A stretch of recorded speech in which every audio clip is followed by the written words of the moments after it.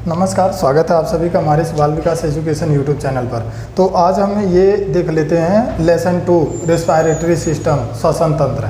तो ये देखना है।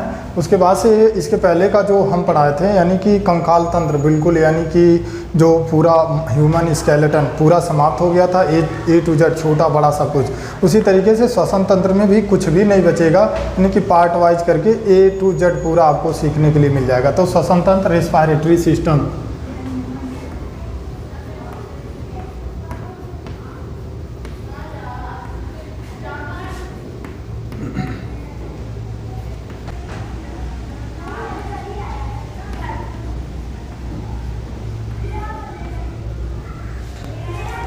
चलिए अब हम ये समझ लेते हैं अगला, उसके बाद समझेंगे श्वसन तंत्र। अंगों का वैसा समूह जो श्वसन की क्रिया में सहायक होता है उन्हें सामूहिक रूप से श्वसन तंत्र, रेस्पिरेटरी सिस्टम कहते हैं।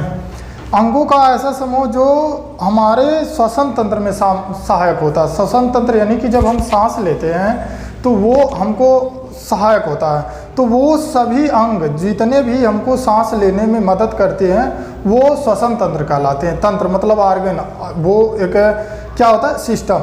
यानी कि जैसे देखेंगे तो हम नाक से सांस लेते हैं, ये भी हमारा श्वसन मार्ग हो गया, एक श्वसन का तरीका हो गया।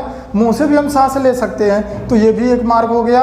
तो देखेंगे हमारे जो क्या नाम है, हमारे जो त्वचा होते हैं उससे भी, उसमें देखेंगे अगर सूक्ष्मदर्शी यंत्र से देखा जाए तो वो बड़े बड़े दिखेंगे, उसमें ओपन पोर्स। तो ये जो ओपन पोर्स हो जाते हैं ये भी हमारे एक श्वसन तंत्र हो जाते हैं। क्यों? क्योंकि देखेंगे जब हम पानी में चले जाते हैं तो पानी में जाने के बाद से हमारी सांसें फूलने लगती। क्यों फूलने लगती है? क्योंकि जो हमारे रोम छिद्र होते हैं, जो ओपन पोर्स होते हैं, वो ढक जाते हैं, तो उनसे सांसें नहीं ले पाते हैं, तो जिसकी वजह से हमारी सांसें फूलने लगती हैं। तो उसी तरीके से हमारे शरीर के वो सारे अंग, वो सभी अंग जो श्वसन में सहायक होते हैं सामूहिक रूप से श्वसन तंत्र कहलाते हैं। तो ऐसा नहीं है कि सिर्फ एक ही अंग, वो सभी अंग जो हमारे शरीर में हैं और वो सामूहिक रूप से काम करते हैं, थोड़ा थोड़ा ही काम करते हैं, तो वो सभी अंग श्वसन तंत्र कहलाते हैं। श्वसन एक ऐसी क्रिया है जिससे ऑक्सीजन ग्रहण किया जाता है। यानी कि हम ग्रहण क्या करते हैं, ऑक्सीजन निकालते क्या है, CO2, कार्बन डाइऑक्साइड। तो ग्रहण जो किया जाता है यानी कि जब हम खींचते हैं ऐसे सांस लिए तो हम ऑक्सीजन लेते हैं और छोड़ते क्या है, कार्बन डाइऑक्साइड। तो हम ऑक्सीजन लेने में यानी कि श्वसन की क्रिया में हम कौन सी ऑक्सीजन लेते हैं, तो क्या लेते हैं, ऑक्सीजन लेते हैं। यानी कि श्वसन की क्रिया में हम क्या लेते हैं, ऑक्सीजन ग्रहण करते हैं। आगे देख लेते हैं अपचय क्रिया है, यानी कि इसको हम पचा नहीं सकते हैं, डाइजेस्ट नहीं कर सकते। कैसे नहीं कर सकते हैं? क्योंकि ऐसा नहीं है कि ये खाना है या किसी प्रकार का पानी हम पचा लेंगे, डाइजेस्ट कर लेंगे, ये डाइजेस्ट नहीं हो सकता। जैसे क्योंकि अगर हम लिए तो इसको छोड़ना ही छोड़ना है, हाँ बस थोड़ा सा रोक सकते हैं। तो जैसे देखेंगे तो ये हम लिए फिर से लेकिन छोड़ना पड़ा, तो ये अपचय क्रिया यानी कि इसका पाचन नहीं किया जा सकता, इसको पचा नहीं सकते हैं, इसीलिए लिख रहा कि यह एक अपचय क्रिया है। अब श्वासोच्छ्वास देख लेते हैं। श्वासोच्छ्वास,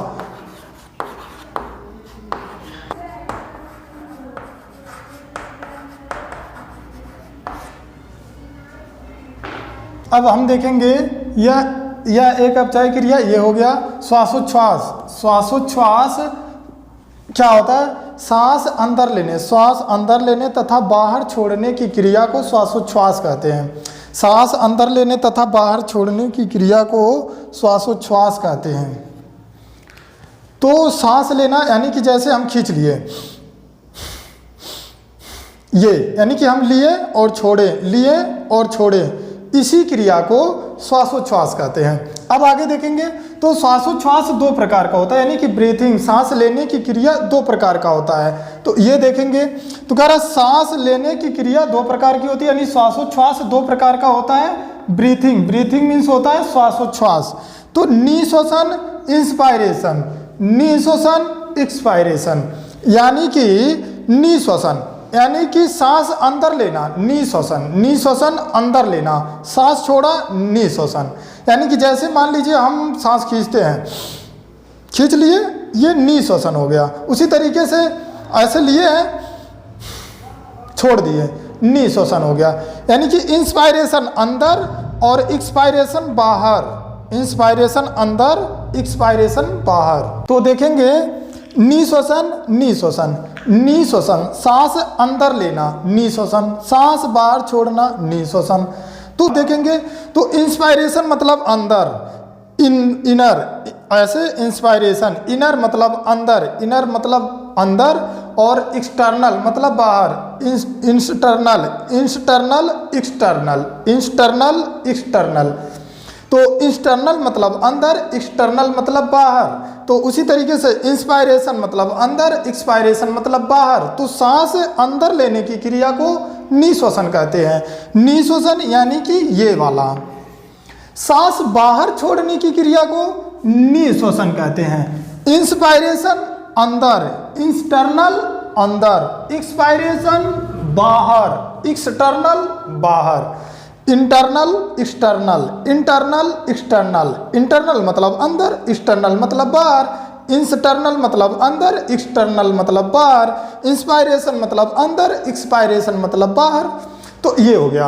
अब ये देखेंगे हम, इसका परिभाषा देखेंगे निश्वसन का और निश्वसन का। इन दोनों का परिभाषा देख लेते हैं, उसके बाद से बाकी समाप्त हो जाएगा।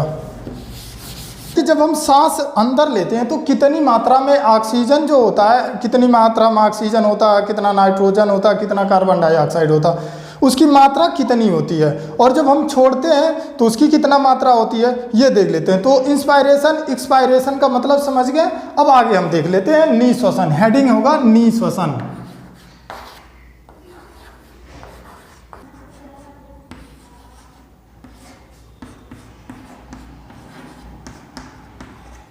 सांस अंदर लेने की क्रिया को निश्वसन कहते हैं। सांस अंदर लेने की क्रिया को निश्वसन कहते हैं। यानी कि जब हम सांस खींचते हैं, लेते हैं, उसी क्रिया को निश्वसन कहते हैं। तो अगला कह रहा, इसके द्वारा हम निम्नलिखित गैसें लेते हैं। यानी कि जब हम ऑक्सीजन लेते हैं तो उसमें कौन कौन सी गैसें होती हैं, कितना मात्रा होती हैं, ये देखना है। तो इसमें देखेंगे O2 ऑक्सीजन, ऑक्सीजन हम 21% लेते हैं। यानी कि जो नॉर्मली वायुमंडल में होता है उसमें से हम कितना ऑक्सीजन लेते हैं, 21%, 21%। उसके बाद से CO2 कार्बन डाइऑक्साइड 0.03%, 0.03%। यानी कि ऑक्सीजन के साथ साथ हम 0.03% ऑक्सीजन के साथ साथ कार्बन डाइऑक्साइड भी हम लेते हैं। अब आगे है N2 नाइट्रोजन। नाइट्रोजन की मात्रा सबसे अधिक होती है 78%, 78% हम लोग नाइट्रोजन लेते हैं। यानी कि जब हम सांस लेते हैं तो सांस लेने के साथ साथ में, तो ये टोटल आप ऐड करेंगे तो ऐसे ऐड करेंगे तो 9 हो जाएगा, ये 9 हो जाएगा, 0.03, ये इतना % हो जाएगा। अब जो बाकी का 0.07% बचेगा, यानी कि 1% से भी कम, उसमें अदर गैसेज हो जाती हैं। वो कई प्रकार की गैसें होती हैं, थोड़ी थोड़ी करके अदर मात्रा में हो जाती हैं। तो ये हो गया।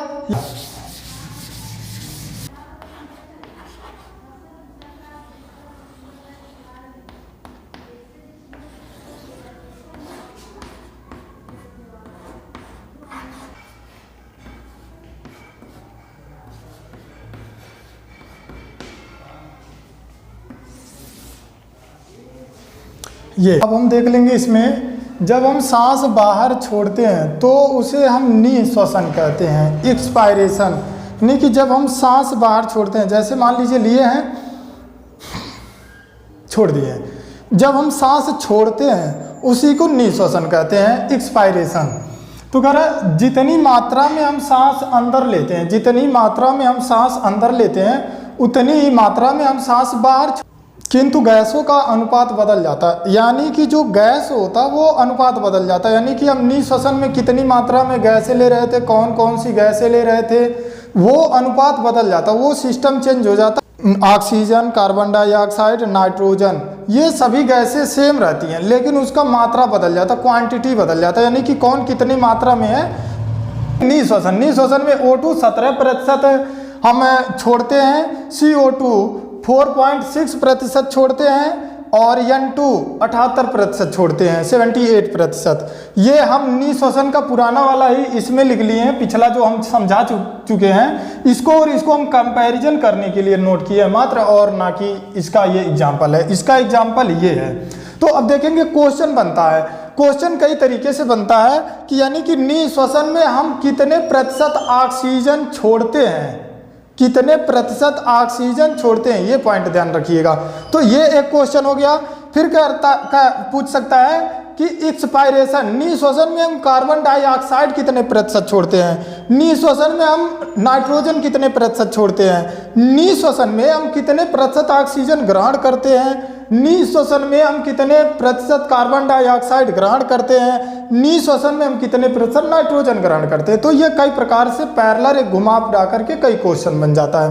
तो अब देखेंगे इसका जो मात्रा है ये भी ये है, और इसका मात्रा ये है, नी श्वसन में ये मात्रा है, नी श्वसन में ये है। तो यानी कि इंस्पायरेशन।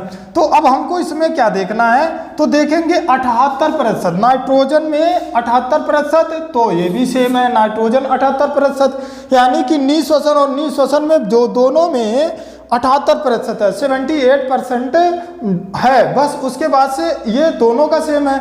अब दूसरा देखेंगे, तो अगर 21 में से आप 4 घटा दिए, यानी कि हम जितना ग्रहण करते हैं उतना ही मात्र आप क्या करेंगे इसमें, जितना यानी कि हम जिसमें नी श्वसन में हम जितना ग्रहण करते हैं उसी में से 4 घटा देंगे, तो देखेंगे 17% हो जाएगा। वो 4 कहाँ एडजस्ट हो जाएगा, CO2 में एडजस्ट हो जाएगा, यहाँ 4 बढ़ जाएगा। और यहाँ 3% है, यहाँ 0.3% है, यहाँ 3 और जोड़ देंगे 6 हो जाएगा।